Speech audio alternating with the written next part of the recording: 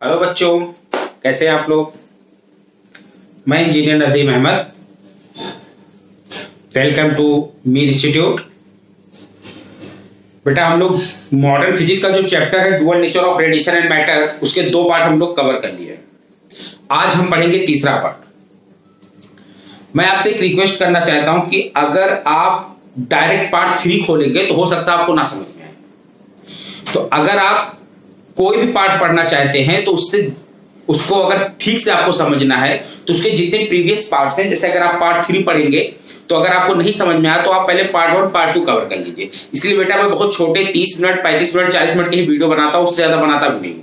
तो आप मतलब पहले पार्ट 1 पार्ट 2 पार्ट 3 इस सीक्वेंस में पढ़िए तो आपको एक एक चीज एकदम क्लियर होता जाएगा। ठीक है, तो आज हम लोग पार्ट 3 पढ़ेंगे और मैं पार्ट 1 में आपको क्या पढ़ाया हूं, पार्ट 2 में क्या पढ़ाया हूं, पार्ट 3 में क्या पढ़ाऊंगा, इसके बारे में मैं थोड़ी सी डिटेल आपको बता देता हूं। देखिए, पार्ट 1 में हम लोग कवर कर चुके हैं how to check the dual nature of radiation and matter. मतलब जो चैप्टर है dual nature of radiation and matter, उसमें रेडिएशन और मैटर का डुअल नेचर कैसे देखा जाता है, किस प्रोसेस से पता चलता है कि ये मतलब मैटर, रेडिएशन और मैटर दोनों डुअल नेचर रखते हैं, इसको मैं आपको बता चुका हूं पार्ट 1 में। दूसरी बात बताया हूं पार्ट 1 में इलेक्ट्रॉन इमिशन क्या होता है, इलेक्ट्रॉन इमिशन के बारे में भी मैं पार्ट 1 में आपको बता चुका हूं। और इलेक्ट्रॉन इमिशन करने का प्रोसेस क्या होता है, मतलब प्रोसेस ऑफ इलेक्ट्रॉन इमिशन, ये 3 बातें मैं पार्ट 1 में आपसे डिस्कस किया हूं। पार्ट 2 में बेटा मैं आपसे वर्क फंक्शन के बारे में बात किया हूं, वर्क फंक्शन के बारे में, और आइंस्टीन्स फोटो इलेक्ट्रिक इक्वेशन जो होता है K max is equal to E minus phi naught, जहां पर E क्या है, एनर्जी ऑफ रेडिएशन या एनर्जी ऑफ लाइट भी बोल सकते हैं, या एनर्जी ऑफ फोटोन बोल दीजिए आप, Sc अपॉन लैम्डा, या और फाई नॉट क्या है आपका, फाई नॉट है बेटा वर्क फंक्शन। ठीक है, और ये क्या है, maximum kinetic energy of photo electrons. तो इस इक्वेशन को बोलते हैं Einstein's photo electric equation. Part 2 में मैं आपको यहीं तक पढ़ाया था। अब इसके बाद आज जो क्लास होगी, आज मैं इसी K max के बारे में और इसका डिटेल फार्मूला क्या होता है और उस पर एक आधी न्यूमेरिकल भी बता दूंगा आपको मैं कि कैसे आते हैं। ठीक है, तो इसका डिटेल फार्मूला पढ़ेंगे आज हम लोग पार्ट 3 में, और आज हम सीखेंगे थ्रेशोल्ड फ्रीक्वेंसी क्या होती है।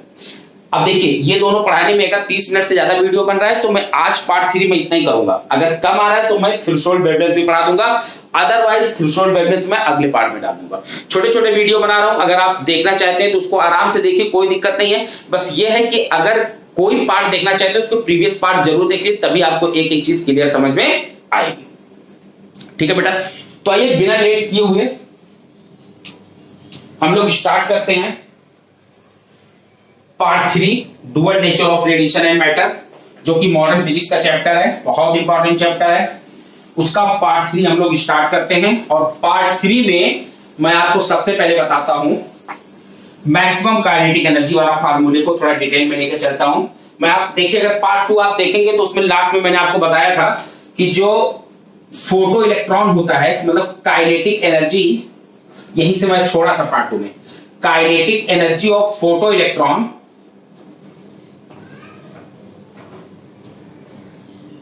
varies from 0 to K max, और K max की वैल्यू क्या होती है बेटा, E minus phi naught, E minus phi naught होती है। ठीक है, यहां तक मैं आपको पढ़ा के छोड़ दिया था। ठीक है, पार्ट 2 में। अब देखिए, यहीं से मैं आगे बढ़ता हूं। तो ये K max आप लोगों को पता है क्या है, K max इसको बोलते हैं maximum kinetic energy of photo electron. Detail देखना है आप पार्ट 2 में देख लीजिए, इसको बोलते हैं maximum kinetic energy of photo electron. ये है आपका E माइनस फाई नॉट, और इस इक्वेशन को बोलते हैं आइंस्टीन फोटो इलेक्ट्रिक इक्वेशन। ठीक है, अब देखिए इसका और फार्मूला क्या बन सकता है, K max is equal to, इसको E क्या होता है, एनर्जी ऑफ फोटोन, क्या फार्मूला होता है, Sc upon lambda, minus phi naught का फार्मूला क्या होता है, आप देखिए वर्क फंक्शन में पिछले पार्ट में पढ़ाया हूं, वर्क फंक्शन का फार्मूला होता है Sc अपॉन लैम्डा नॉट। अच्छा, ये फार्मूला आता कहां से sir, Sc upon lambda not कैसे आता है वर्क फंक्शन का formula Sc upon lambda naught, ये आगे मैं आपको पढ़ाऊंगा थ्रेशोल्ड वेवलेंथ, वहां पढ़ाऊंगा ये फार्मूला आता कैसे। बहरहाल अभी इतना याद रखिएगा, वर्क फंक्शन में वर्क फंक्शन का फार्मूला होता है इन terms of lambda Sc upon lambda not. तो देखिए, एक फार्मूला तो ये मिल गया आपको, एक फार्मूला ये मिल गया। ठीक है, एक फार्मूला ये हो गया आपका K max का। दूसरा formula K max is equal to H nu, जहां पर न्यू क्या है, frequency of incident light. Nu क्या है बेटा, frequency of incident light minus work function का formula in terms of frequency क्या होता है, h nu naught. H nu naught, तो एक फार्मूला आपका ये हो गया। यहां से चाहिए आप एससी कॉमन लेके लिख दीजिए, अगर आप चाहते हैं ऐसे भी लिख सकते हैं, इसमें कोई बड़ी बात नहीं है। एससी कॉमन ले लीजिए, 1 upon lambda minus 1 upon lambda not, ऐसे भी लिख सकते हैं आप। यहां इसको अगर लिखना चाहते हैं यहां से भी आप एससी कॉमन ले सकते हैं, सॉरी एच कॉमन ले सकते हैं, तो आ जाएगा न्यू माइनस न्यू। ठीक है, तो ये फार्मूले भी बहुत इंपॉर्टेंट है, इन सब फार्मूले पे क्वेश्चंस भी आते हैं। ठीक है, और यहां पर इसको क्या बोलते हैं जानते हैं ना आप लोग, लैम्डा नॉट को क्या बोलते हैं, थ्रेशोल्ड वेवलेंथ। इसको क्या बोलते हैं, न्यू नॉट को थ्रेशोल्ड फ्रीक्वेंसी। ये मैं आपको बताया हूं वर्क फंक्शन में। ठीक है, और इसके बारे में आज मैं पढ़ाऊंगा आपको कि थ्रेशोल्ड वेवलेंथ होता क्या है, थ्रेशोल्ड फ्रीक्वेंसी होती क्या है, और ये फार्मूला कहां से आता है। ठीक है ना, चलिए तो ये आप लोग नोट कर लीजिए, ये फार्मूले नोट कर लीजिए, और इस पर मैं एक छोटा सा न्यूमेरिकल आपको दिखाता हूं कि कैसे किस टाइप से क्वेश्चंस बनते हैं इस पर, ताकि थोड़ा सा आपको आइडिया रहे कि आखिर क्वेश्चन कैसे आते हैं इन सब चीजों पर। ठीक है, तो आइए नोट कर लिए होंगे मेरे ख्याल से, नहीं नोट किया तो स्क्रीनशॉट ले लीजिए, बाद में नोट कर लीजिएगा। आइए दिखाता हूं क्वेश्चन।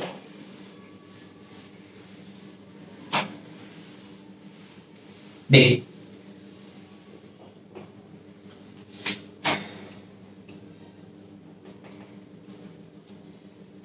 क्वेश्चन, ये क्वेश्चन एआईपीएमटी जिसको हम आजकल नीट बोलते हैं, नीट एआईपीएमटी 2015 में पूछा गया क्वेश्चन है, 2015 में क्वेश्चन है। A photo electron surface is illuminated, question है a photo electron surface, a photo electron surface is illuminated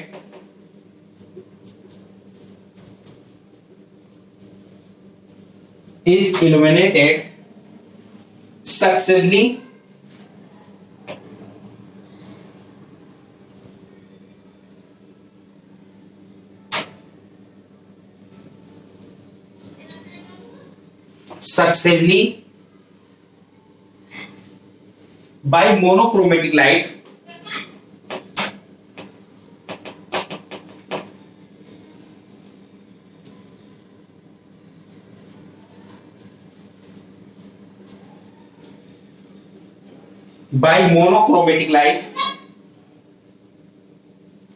of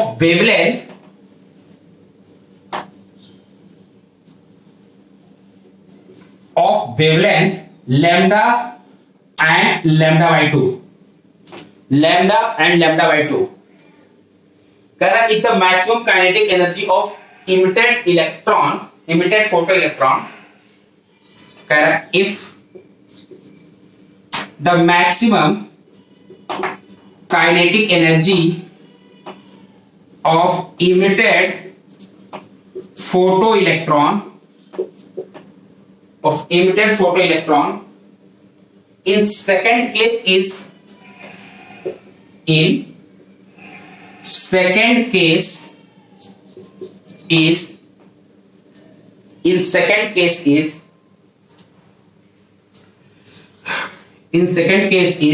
three times that in first case.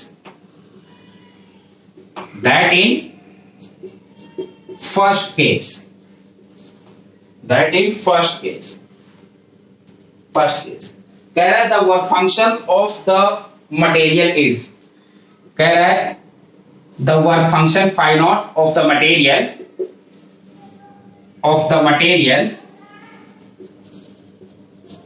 is, option है आपके, option A SC upon 2 lambda, HC upon 2 lambda, option B है HC upon lambda,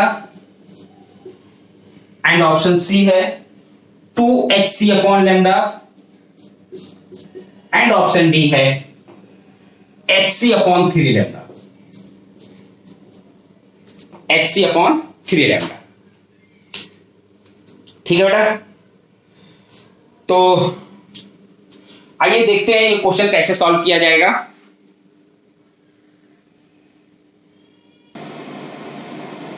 हाँ बेटा, board छोटा है तो इसलिए आप लोग पहले क्वेश्चन नोट कर लीजिए, फिर मैं बताता हूं कैसे सॉल्व किया जाएगा। जल्दी से क्वेश्चन नोट कर लीजिए आप लोग, ठीक है? नोट कर लिए होंगे। आइए बताता हूं, बहुत सिंपल क्वेश्चन है, बहुत सिंपल। AIPMT 2015 में पूछा गया क्वेश्चन है। देखिए कह रहा है क्वेश्चन कि एक फोटो इलेक्ट्रिक क्या कह रहा है, a photo electron surface, photo electron नहीं, photo electric, a photoelectric surface, a photoelectric surface is illuminated successively by the monochromatic light of wavelength lambda and lambda by 2। मतलब ये कह रहा है कि एक फोटोइलेक्ट्रिक सरफेस है, इस पर दो टाइप का रेडिएशन गिराया गया। एक रेडिएशन जो गिराया गया उसका वेवलेंथ लैम्डा है, और एक जो दूसरा रेडिएशन गिराया गया उसका वेवलेंथ लैम्डा बाई 2 है। अलग अलग, मतलब अलग अलग गिराएगा, पहले एक बार लैम्डा का गिराएगा, फिर लैम्डा बाई 2 का गिराएगा। कह रहा है जो पहला केस है, कह रहा है if the maximum kinetic energy emitted photo electron in second case is 3 time that in first case.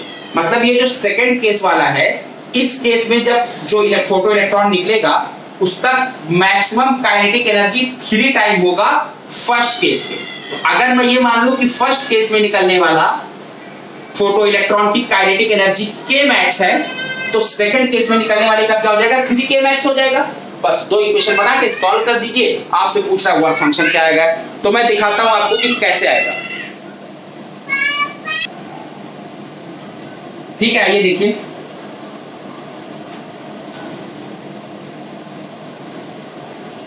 बताइए पहले ऑप्शन भी रख गया, अच्छा ऑप्शन लिख दे रहा हूं, ऑप्शन लिख दे रहा हूं। SC/2 लैम्डा, और क्या है SC/लैम्डा, और क्या है 2SC/लैम्डा, और क्या है SC/3 लैम्डा, SC/3 लैम्डा। ये चलिए देखिए, पहला केस क्या है कि जब जो इंसिडेंट लाइट है अगर उसका वेवलेंथ लैम्डा है, तो मान लीजिए काइनेटिक एनर्जी k मैक्स है। तो बताइए k मैक्स वाला formula in terms of wavelength अभी मैंने आपको बताया क्या होगा, SC/लैम्डा माइनस क्या होता है फाई नॉट, मतलब क्या होता है E माइनस फाई नॉट। अब बात आती है सर आप इसको SC/लैम्डा नॉट के फॉर्म में लिखिए, नहीं लिख सकते क्योंकि हमसे वर्क फंक्शन ही पूछ रहा है, तो डायरेक्ट वर्क फंक्शन के फॉर्म में लिख देंगे, सिंपल सी बात है।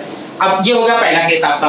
दूसरे केस में कह रहा है कि जो फोटो इलेक्ट्रॉन उसका मैक्सिमम काइनेटिक एनर्जी 3 टाइम है फर्स्ट केस के, मतलब जो सेकंड केस होगा उसमें हो जाएगा 3k max is equal to SC upon, अब इस केस में लैम्डा की वैल्यू क्या हो जाएगी बेटा, लैम्डा बाई 2 हो जाएगी, माइनस फाई नॉट हो गया। बस कहानी खत्म, कहानी खत्म। ये k मैक्स की वैल्यू उठा के यहां से यहां पुट कर दीजिए, तो हो जाएगा 3 SC upon lambda minus phi naught is equal to 2 को लेकर ऊपर चले जाइए, 2 SC upon lambda minus phi naught, 2 SC upon lambda minus phi naught. ठीक है, उसके बाद 3 का मल्टीप्लाई करा लीजिए और इसको इधर ट्रांसफर कर लीजिए, तो हो जाएगा 3 SC अपॉन लैम्डा, ये 2 SC अपॉन लैम्डा इधर आएगा, तो फिर बचेगा SC अपॉन लैम्डा।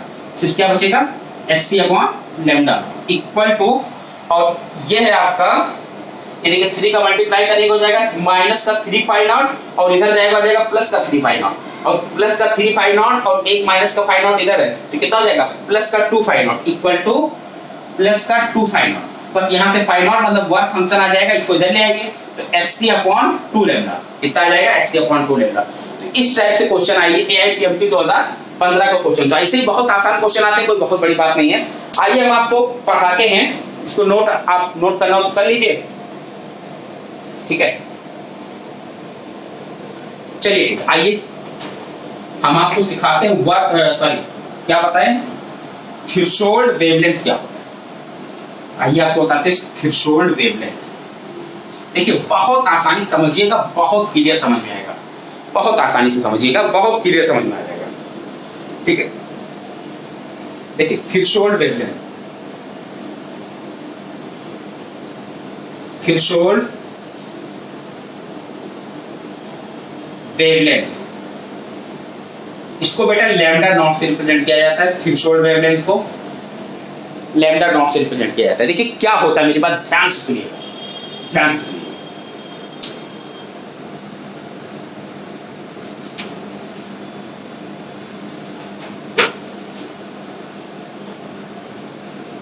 देखिए थ्रेशोल्ड वेवलेंथ क्या होता है, जैसे मान लीजिए सपोज दैट ये एक मटेरियल है, ठीक है, फोटो इलेक्ट्रिक मटेरियल है, इसमें ये इलेक्ट्रॉन्स हैं,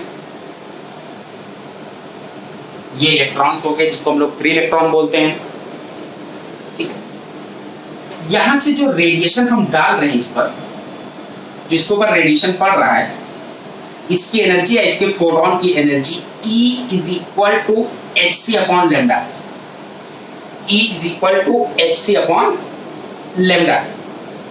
ये मैं मान ले रहा हूं कि सपोज दैट ये E is equal to hc upon lambda, एक मतलब मिसाल के तौर पे मान ले रहा हूं कि सपोज दैट ये 10 इलेक्ट्रॉन, मतलब जो फोटोन, ये जो रेडिएशन आ रहा है उसके फोटोन की एनर्जी कितनी है, 10 इलेक्ट्रॉन वोल्ट। मतलब मैं ये बोल सकता हूं hc अपॉन लैम्डा की वैल्यू कितनी है, 10 इलेक्ट्रॉन वोल्ट, ऐसे ही मान लिया।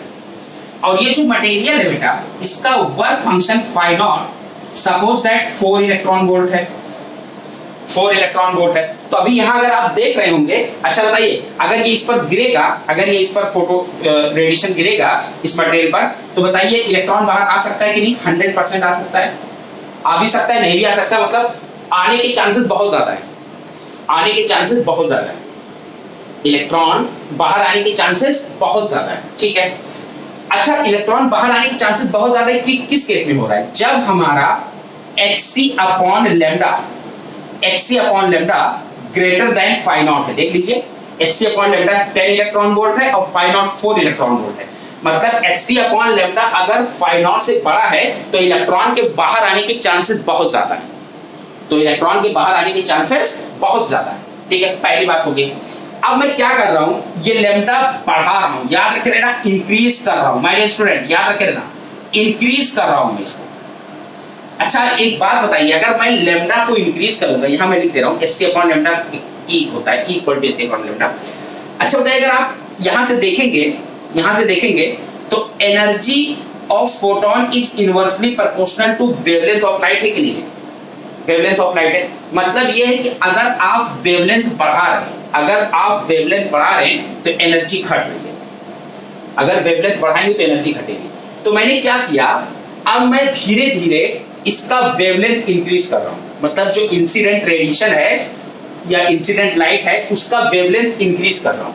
अब सपोज दैट मैं इसका वेवलेंथ इंक्रीज किया, बढ़ाया, इसका लैम्डा बढ़ाया, E is equal to hc upon lambda में इसका लैम्डा मैंने बढ़ा दिया, तो एनर्जी कम हो गई।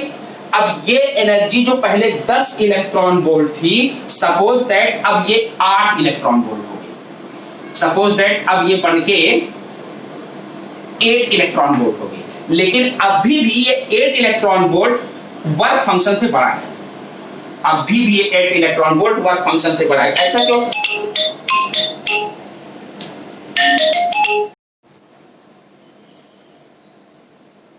सॉरी यार, किसी का वीडियो कॉल आने लगा था, चलो ठीक आओ। तो मैं ये कह रहा था कि अगर हम लैम्डा बढ़ाएंगे, मतलब वेवलेंथ अगर बढ़ाएंगे तो एनर्जी घटेगी। तो मान लेता हूँ एनर्जी घट के 8 इलेक्ट्रॉन वोल्ट की, पहले 10 है अब 8 होगी, ठीक है, लेकिन अभी भी वर्क फंक्शन से बड़ा है, इसलिए बड़ा है क्योंकि वर्क फंक्शन की वैल्यू कितनी है, 4 इलेक्ट्रॉन वोल्ट, तो अभी भी 8 बड़ा है 4 से। अब मैंने क्या किया, इसको और बढ़ाया, इसमें मैंने इसको और बढ़ाया, मतलब E is equal to hc upon lambda में मैंने लैम्डा को और इंक्रीज किया, तो एनर्जी और घटेगी। मान लेता हूं अब एनर्जी घट के ये हो गई 6 इलेक्ट्रॉन वोल्ट, एक एग्जांपल के तौर पर 6 इलेक्ट्रॉन वोल्ट, अभी भी ये वर्क फंक्शन से बड़ा है। अच्छा बताइए, इस केस में इलेक्ट्रॉन के निकलने की चांसेस है कि नहीं? बिल्कुल है, बिल्कुल है, क्योंकि अभी भी E आपका फाई नॉट से बड़ा है, तो इलेक्ट्रॉन के निकलने के चांसेस अभी भी है।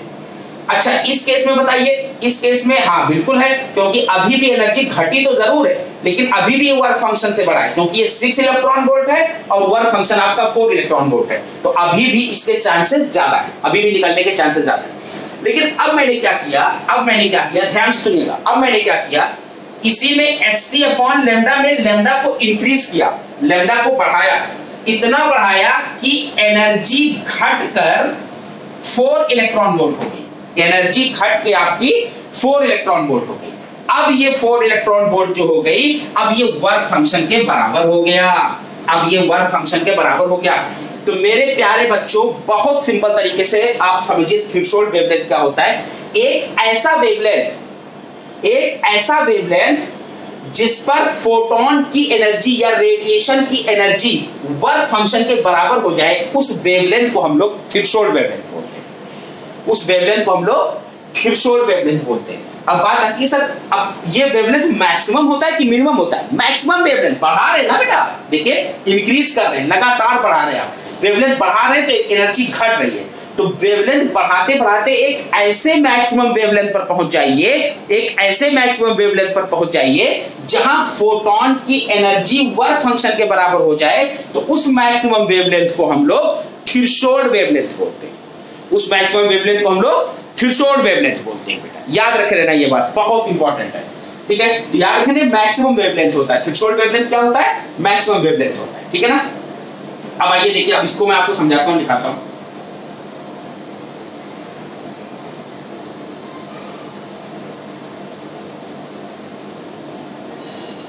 अच्छा एक बात बताइए, एक चीज और यहीं पर समझ लीजिए। अच्छा बताइए, इस केस में इलेक्ट्रॉन इमिशन होगा कि नहीं? इस केस में मतलब जब एनर्जी आपका वर्क फंक्शन से बड़ा हो जाए, मतलब वर्क फंक्शन से बराबर हो जाए, एनर्जी ऑफ फोटोन या एनर्जी ऑफ रेडिएशन अगर वर्क फंक्शन के बराबर हो जाए, तो इलेक्ट्रॉन का इमिशन होगा कि नहीं? मतलब फोटो इलेक्ट्रॉन निकलेगा बाहर। देखिए बहुत मतलब निकल सकता है, लेकिन बहुत मुश्किल है। इसलिए मुश्किल है कि अगर बिल्कुल कोलिजन ना हो, जैसे, लेकिन रियल में ऐसा होता नहीं है कि बिल्कुल कोलिजन ना हो, ऐसा बिल्कुल, ये बहुत आइडियल केस है। ऐसा होता नहीं कि बिल्कुल कोलिजन ही ना हो, कोलिजन तो होगा कहीं ना कहीं।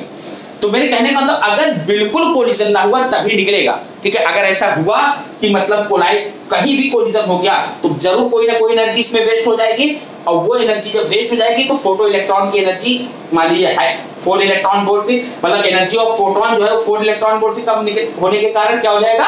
इलेक्ट्रॉन इमिशन मुश्किल हो जाएगा। तो मेरे कहने का मतलब है, अगर बाहर निकालना है, मतलब आप ये चांस बनाना चाह रहे हैं कि बाहर निकली जाए किसी तरीके से, तो एनर्जी ऑफ फोटोन या एनर्जी ऑफ रेडिएशन आपका वर्क फंक्शन से बड़ा होना चाहिए। अगर बराबर हो गए हैं दोनों तो बहुत ही मुश्किल है कि निकल जाए, अगर बिल्कुल कोलिजन ना हुआ तो निकल जाएगा। तो ऐसा वेवलेंथ जहां पर एनर्जी ऑफ फोटोन और ये दोनों इक्वल हो जाए, उस वेवलेंथ को हम लोग बोलते हैं थ्रेशोल्ड वेवलेंथ। याद रख लेना बेटा इस चीज को, थ्रेशोल्ड वेवलेंथ क्या होता है।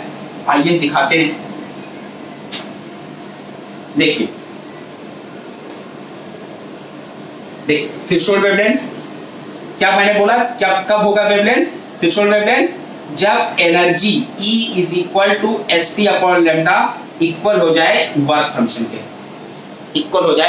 के, अगर ये इक्वल हो गया तो इस लैम्डा को हम लोग बोलेंगे थ्रेशोल्ड वेवलेंथ, और उसको लैम्डा ना लिखकर हम लोग लैम्डा नॉट लिखेंगे। क्या लिखेंगे बेटा? लैम्डा नॉट लिखेंगे।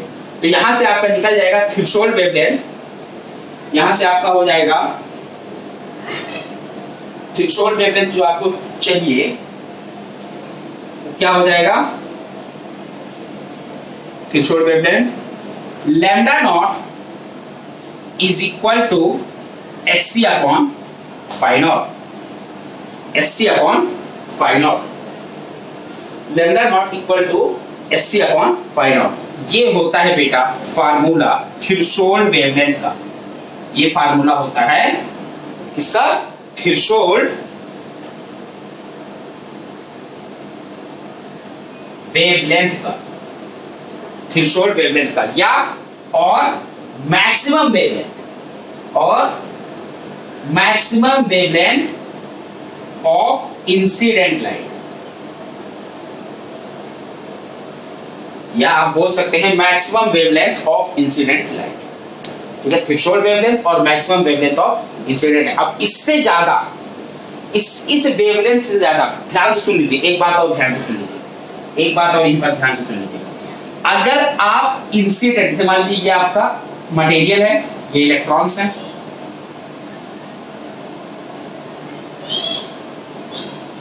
ये जो आपका इंसिडेंट लाइट है, अगर इसका वेवलेंथ अगर इसका वेवलेंथ थ्रेशोल्ड वेवलेंथ से ज्यादा हो गया, थ्रेशोल्ड वेवलेंथ लैम्डा नॉट से ज्यादा हो गया, तो एनर्जी इतनी कम हो जाएगी कि वो वर्क फंक्शन से भी कम हो जाएगी। याद रख लेना, अगर आप लैम्डा बढ़ा के लैम्डा नॉट से ज्यादा लेके चले गए तो एनर्जी इतनी कम हो जाएगी कि वर्क फंक्शन से भी कम हो जाएगा, और ऐसे केस में इलेक्ट्रॉन का बाहर निकलना इम्पॉसिबल हो जाएगा, इम्पॉसिबल हो जाएगा।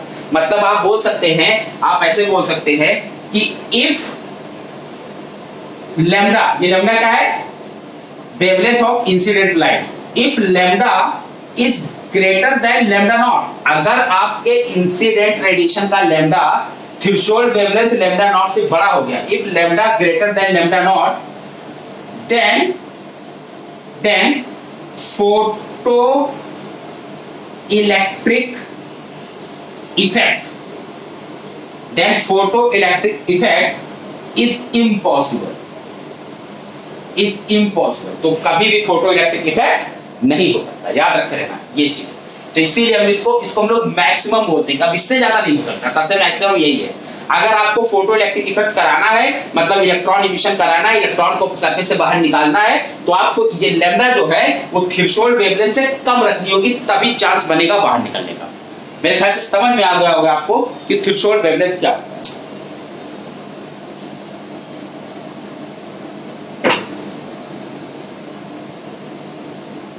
थ्रेशोल्ड वेवलेंथ क्या होता है, मेरे ख्याल से समझ में आ गया होगा। ठीक, आइए एक चीज और देखते हैं।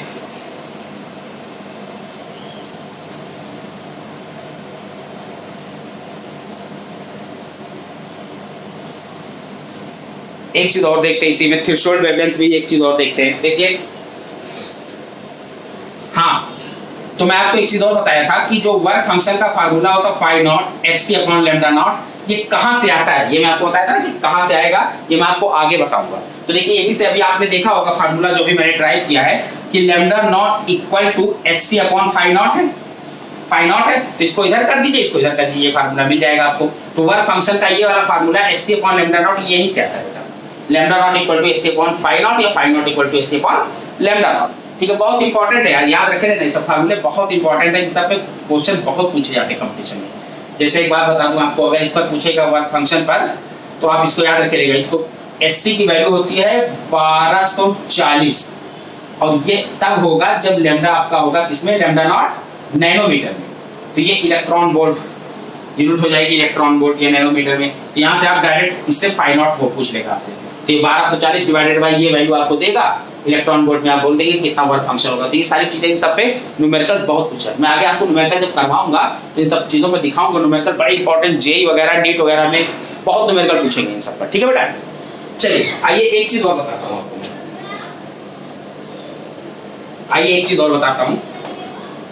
देखिए, आइंस्टीन्स फोटोइलेक्ट्रिक इक्वेशन आपने देखा होगा, आइंस्टीन्स फोटोइलेक्ट्रिक इक्वेशन के max is equal to Einstein's photoelectric equation K max is equal to E minus phi naught होता है। तो K max is equal to HC upon lambda minus, और phi naught की value क्या होती है अभी भी दिखाया हूं, HC upon lambda naught। ठीक है, अगर मैं इसको कंपेयर करूं एक स्ट्रेट लाइन की इक्वेशन से, y इज इक्वल टू, या तो पहले इसको ठीक से लिख लीजिए थोड़ा सा, k max is equal to hc into 1 upon lambda minus hc upon lambda naught. अब इसको जरा आप कंपेयर कराइए equation y is equal to mx minus c से, इसको कंपेयर करें y is equal to mx minus c से, तो देखिए जो स्लोप है ये आपका hc बनेगा, स्लोप आपका SC बनेगा, और x हो जाएगा 1 अपॉन लैम्डा, और ये C होता है point of intersection on y axis पर जो पॉइंट ऑफ इंटरसेक्शन होगा, मतलब जिस पॉइंट पर इंटरसेक्ट करेगा y एक्सिस पर लाइन, वो होगा आपका SC अपॉन लैम्डा नॉट, और ये माइनस y पर इंटरसेक्ट करेगा। तो अगर हम लोग इसका ग्राफ देखें, अगर हम लोग मतलब ग्राफ ड्रॉ करें, K max versus 1 upon lambda, K max versus 1 upon lambda में अगर ग्राफ ड्रॉ करें, के मैक्स वर्सेस 1 अपॉन लैम्डा के बीच में अगर ग्राफ हम लोग ड्रॉ करें तो देखिए कैसा ग्राफ बनेगा। देखिए इस इक्वेशन से बनाइए, इस इक्वेशन से y equal to mx minus c वाला इससे कंपेयर करके बनाएंगे जब आप, तो देखिए ऐसे बनेगा कुछ ग्राफ। ये है आपका k max, ये है 1 अपॉन लैम्डा एक्सिस और ये है k max एक्सिस, ये आपका k max एक्सिस और लाइन आपकी ऐसे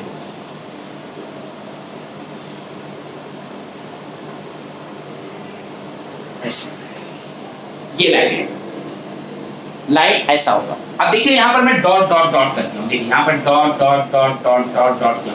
इसके पीछे भी रीजन है, यहाँ पर डॉट डॉट क्यों किया गया है, इसके पीछे भी रीजन है, अब इसको मैं आपको बताता हूँ क्यों ऐसा किया गया है। ठीक है, अच्छा ये पॉइंट ऑफ इंटरसेक्शन कितना हो गया, जिस पॉइंट पर कट कर रहा है के मैक्स पर वो हो जाएगा एच अपॉन, तो यहाँ से यहाँ तक की क्या हो जाएगा एच अपॉन लैम्डा नॉट। ये क्या हो जाएगा बेटा एच अपॉन लैम्डा नॉट। ठीक है, और इसका जो ये थीटा है, थीटा आपको पता है ना, स्लोप, स्लोप का फार्मूला होता है tan थीटा।